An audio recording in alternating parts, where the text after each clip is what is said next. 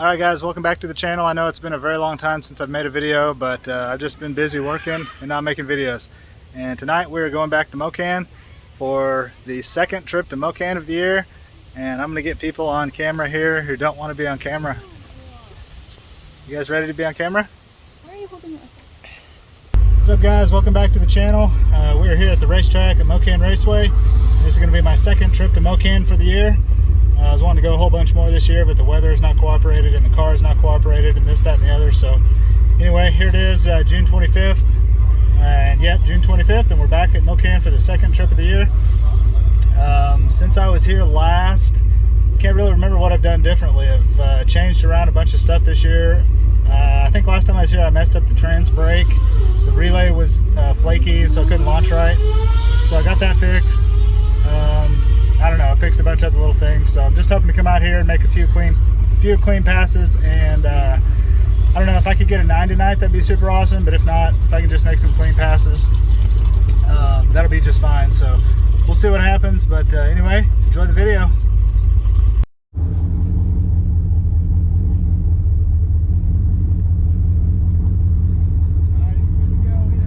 Yeah, thanks.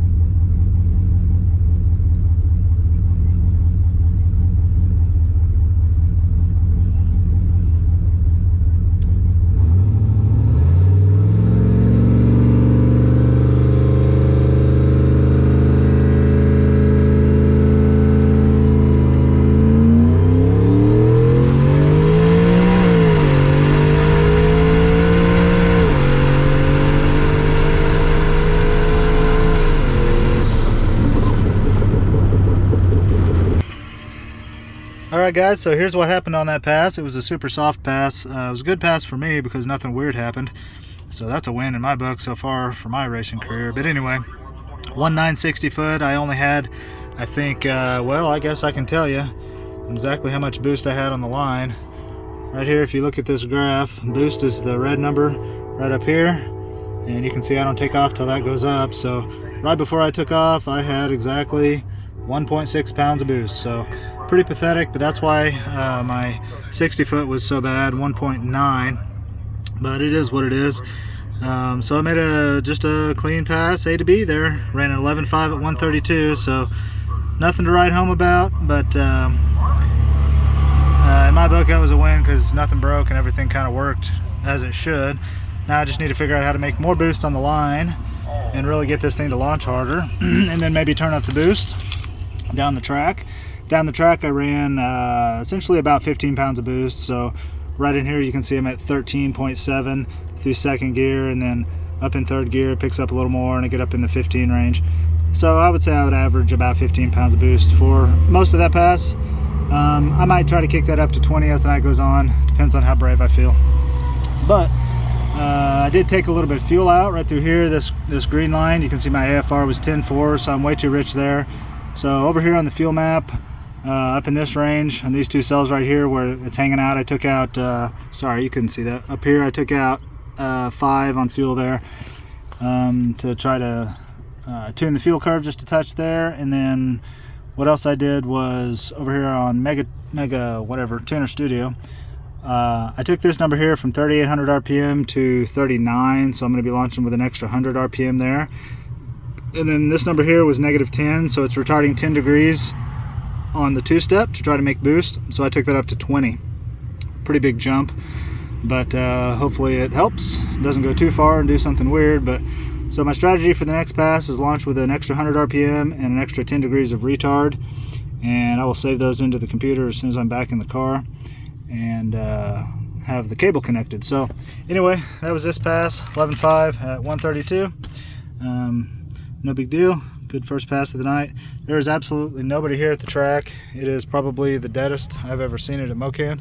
I don't know if that's because it's the middle of summer or what, but the lanes are over here and there's literally nobody in line. I just pulled up there and got in line and ran, and it's still that way now. So definitely going to get plenty of passes in tonight, so let's see what happens next time.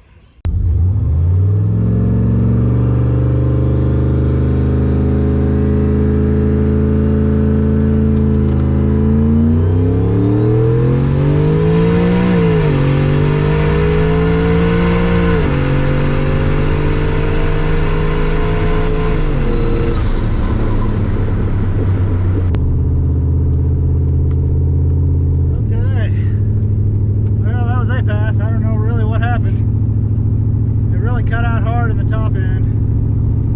I don't know if it ran rich again or exactly what happened, but at the top of third it really died off quite a lot. So gotta check the data logs and see what happened.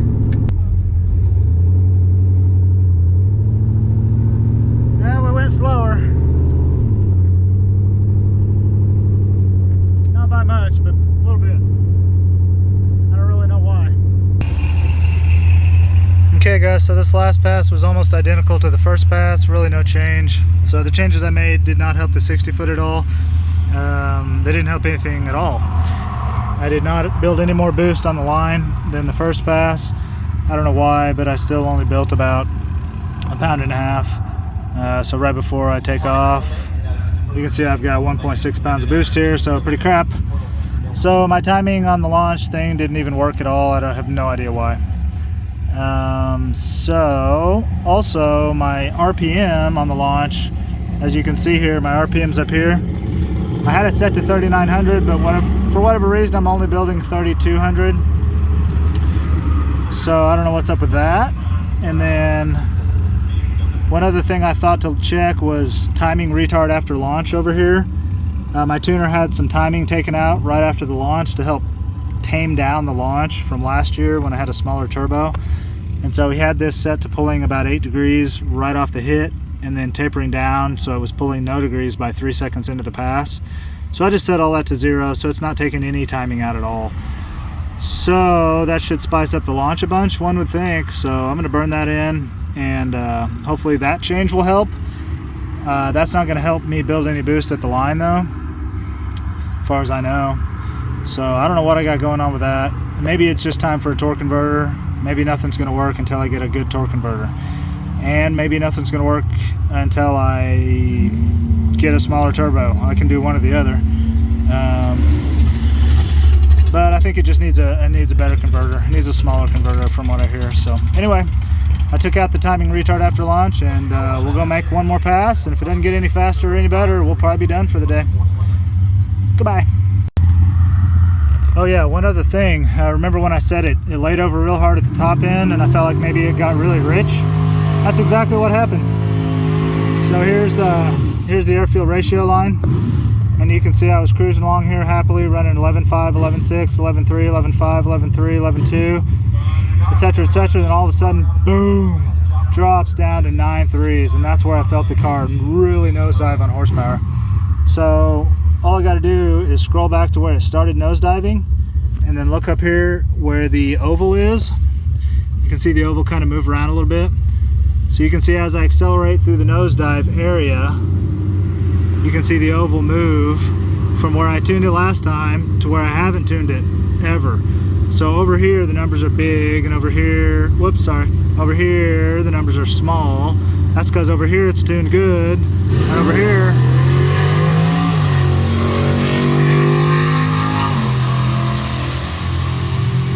it's tuned really, really rich. So when that oval gets over in here, my air-fuel ratio is a 920.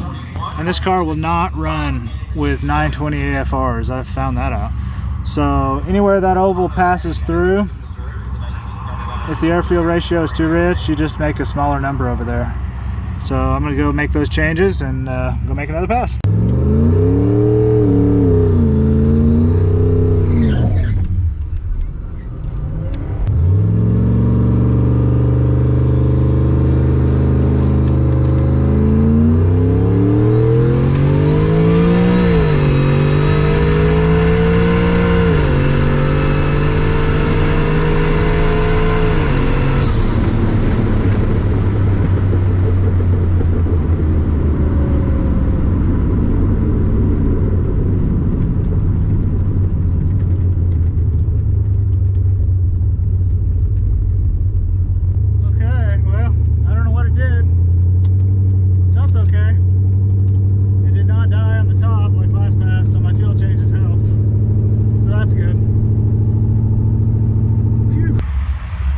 Okay, so just as an update for you guys there, that last pass went a little slower, 11.8 and 131, 60 foot slowed down to 2.0, so I have no idea why any of this would go slower with all the changes I made. That's really confusing to me. I have no clue what's going on. I also raised the boost 5, whatever you call it, on the duty cycle table. 5 whatever. I raised it 5 numbers throughout this entire section here, and it didn't really make much of a difference at all on the actual boost that I produced going down the track. In fact, I would almost say I ran a touch less boost, and that makes no sense at all. So I think that was a fluke. I think maybe 5 just wasn't enough to produce any response, so I'm gonna say that was a wash of a change there. Or I could just be out of spring and maybe it just needs different spring at this point. That's possible too. Not too worried about the boost numbers as far as the boost down the big end of the track. I am definitely very worried about the boost on the line. Here I am right before the car launches, and I'm only this last pass producing 0.9 pounds of boost, so less than my first and second passes. So I guess the timing change I made was bad. I don't know. Certainly didn't make it better. So what I did was, what did I do? I would have did over here on launch, and I took this from -10 to -20, and nothing got better, and things actually seemed to get worse. So I'm gonna take that back to 10. I took this up to 3,900 from 3,800, but I don't think it matters because I'm not even getting 38 or 3,900 on the line for some reason. So I don't know what's going on. Definitely got some mixed results. Things really not responding to my changes very well, or they're responding opposite of what I expected. So we're probably done for the night. I might make one more just for the heck of it and see how it goes. If not, we'll pack it up and head home.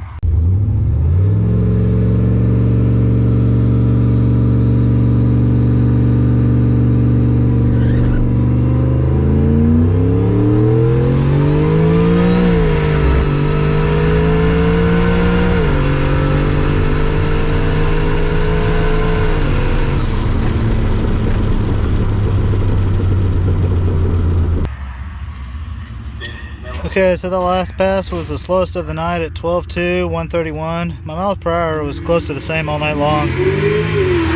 60 foot got way slower. So I have no idea what went wrong again on that. We'll look at this last log real quick and see if we can see anything. I think it's this one here.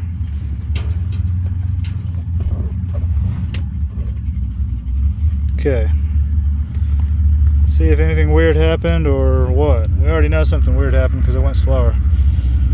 Come on, come on, come on, come on. So this is the burnout. This is staging right here.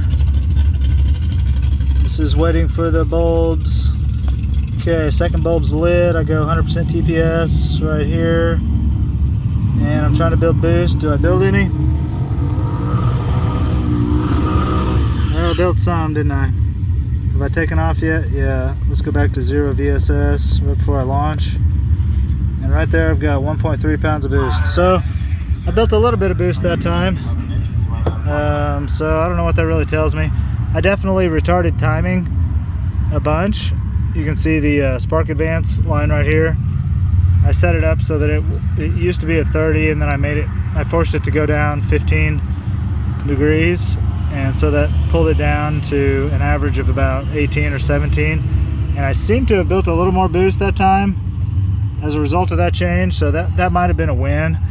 And then you can see right after I launch, all my timing comes back in pretty much. So maybe that was the one win for the night. Kind of, sort of kind of proved that taking out a bunch of timing. That taking out some timing builds boost. You can see over here, this is my timing map. You can see those 4 cells that I'm in right now are about 15 degrees lower than all the other cells. That's because I took 15 degrees out right there. So that's one change I made last time. The other change I made before I went out on the last pass was I raised my boost duty cycle another 5. Let's see if my maximum boost went up a little bit. Maximum boost is up here. So at the hardest end of the pass I was running, nope, not really. Really didn't help anything. So I think I'm out of spring at this point. I've maxed out what that spring can even do, I guess. So it's time for a stiffer spring in the wastegate if I want to run more boost. But again, like I've been saying, I'm not that concerned about that. I'm mostly concerned about launching this thing hard, and I am definitely not launching it hard. I'm only launching on 1 pound of boost, so I think basically, boys, what this tells me is I'm pretty well screwed for racing until I get a better converter, unless there's something else in my system that really needs fixed. For one thing, on my tune here, my launch control, retard, soft limit, retard 2 thingy majigger there is supposed to take out 20 degrees when I'm in launch mode, and as far as I can tell, it just flat out ain't doing it at all. So I need a little testing off track on a back road somewhere with my tuner. His name's Scott. Scott, if you're watching this, I need you, buddy. We need to get together and figure out how to make this car make some boost on the line. Anyway, alright guys, that's probably going to be it. So I'll film an outro when I get back to the house or in the morning or something. But as for now, we're done at the track. Okay guys, so it has actually been a couple of days since the last clip.